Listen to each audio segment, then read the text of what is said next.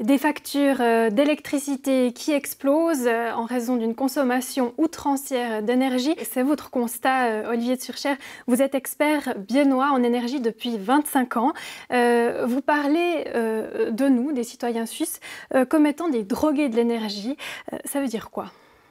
Ça veut dire qu'on consomme beaucoup trop par rapport à ce qui devrait. Nous sommes du mauvais côté de la société mondiale. Nous sommes 20% à consommer 80% des ressources. Et il y a 80% des gens qui se contentent des 20 derniers pourcents. Et nous sommes effectivement devenus des drogués parce que cette énergie ne coûte rien. Si vous prenez 1 litre d'essence qui coûte à la colonne 2 francs à l'heure actuelle, qu'on trouve cher, l'énergie contenue dans ce litre d'essence vous permet d'aller soulever 1 tonne du lac de Bienne jusqu'au sommet de Chasseral. Ça coûte 2 francs. 1 tonne depuis le lac de Bienne jusqu'au sommet de Chasseral. Mais voilà, si on est des drogués, on peut aussi imaginer que du coup, c'est pas si facile de s'en sortir. Il faudrait passer par une cure de désintoxication. Alors ça serait quoi? Peut-être 3-4 étapes qu'on peut mettre en pratique pour consommer moins, peut-être chez soi déjà à la maison. Alors il y a différentes formes d'énergie, que ce soit électrique ou en général. À la maison, la première chose, surtout en vue de la saison hivernale, c'est de conserver les portes fermées et de vivre au minimum avec un pull. Si vous avez une température dans la maison qui vous permet de vivre en t-shirt, c'est une erreur. Ensuite, fermez les portes qui vous permettent de tempérer les différentes pièces à la bonne température. Une chambre à coucher, vous pouvez mettre une position gel sur votre radiateur. Ça suffit amplement. Et puis conservez peut-être une pièce où vous avez une température plus agréable et le reste, vous pouvez le tempérer. Et puis la dernière chose, c'est quand on a air, il ne faut jamais laisser des fenêtres en imposte. Vous ouvrez toutes les fenêtres grandes d'un coup et vous refermez 2 minutes après. Ça ne vous demande rien. En fait, dans une maison, moins d'1% de l'énergie est contenue dans l'air. Donc quand vous faites ce gros courant d'air, ça ne coûte pas d'énergie. Et si on met ça en place, on peut réduire de 50% sa facture d'électricité? Malheureusement, vous n'allez pas réduire d'autant que ça. Un autre poste important, c'est chaque fois que vous utilisez de l'eau chaude. Alors c'est vraiment règle générale, que ce soit une douche, que ce soit un mitigeur en position centrale qui vous sort de l'eau froide, alors qu'en arrière-fond, il est quand même censé finir tiède. Ne vous lavez pas les mains à l'eau tiède. Tout ce genre de choses représente des quantités d'énergie énormes. Et donc là, l'eau chaude, là, on peut vraiment faire des économies. Oui. Si vous pensez à éteindre la lumière et que vous avez une ampoule qui consomme à peu près 10 watts, avec une douche, on est entre 15 000 et 40 000 watts. Donc oui, il y a énormément à faire. Donc là, il y a énormément plus au niveau de l'eau chaude, par exemple.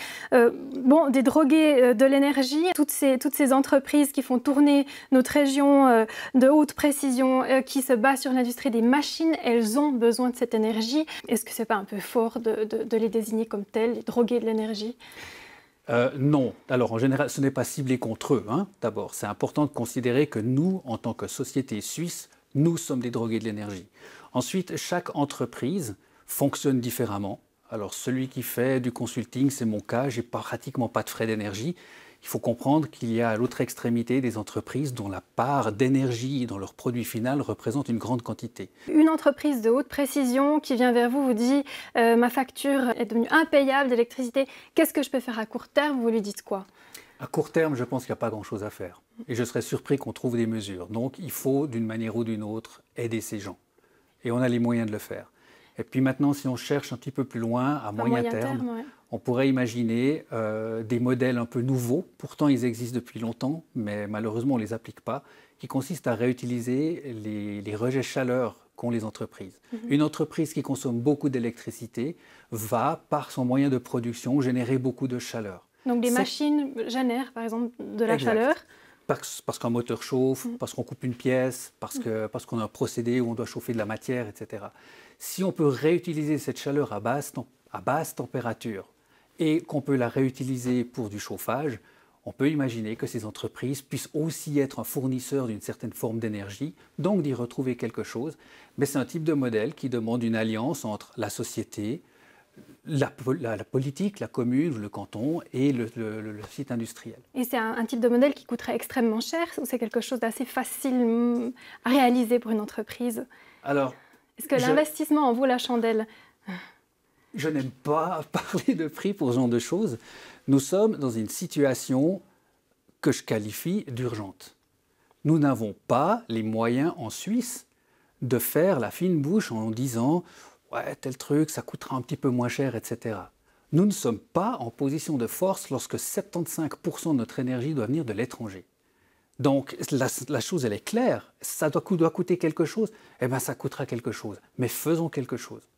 Et vu la crise actuelle, est-ce que vous avez l'impression, en tant qu'expert, que la société prend en ce moment les bonnes décisions pour justement arriver à avoir ce changement de système en profondeur?